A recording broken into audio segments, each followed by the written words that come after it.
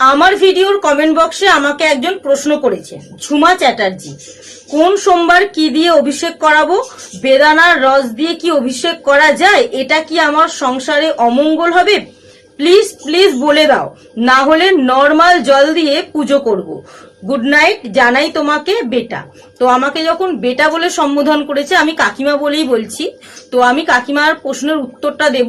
শ্রাবণ মাসে যে কোনো একটি সোমবারে অথবা সম্ভব হলে প্রতি সোমবারে আপনি যদি বেদানার রস দিয়ে মহাদেবকে অভিষেক করাতে পারেন, তাহলে আপনার জীবনে শারীরিক দুর্বলতা কমবে, মনের শান্তি এবং একাগ্রতা বৃদ্ধি পাবে, সংসারে আর্থিক উন্নতি এবং সুখ সমৃদ্ধি বয়ে আনে। এছাড়াও যারা কর্মজীবনে উন্নতির জন্য চেষ্টা করছেন, তারা মহাদেবকে বেদানার রস নিবেদন করলে সুফল পাবেন।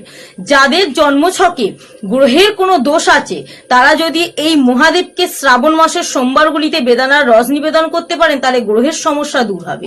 বিশ্বাস করা হয়, আপনি যদি বেদানার রস নিবেদন করতে পারেন মহাদেবকে অথবা অভিষেক করাতে পারেন প্রতি সোমবারে শ্রাবণ মাসে, তাহলে আপনার সকল মনস্কামনা কিন্তু মহাদেব পূরণ করে। তারা মনে করছেন শ্রাবণ মাসের সোমবারগুলিকে বেদানার রস দিয়ে মহাদেবকে অভিষেক করালে অশুভ প্রভাব পড়তে পারে, সেই ধারণাটা কিন্তু একদমই ভুল।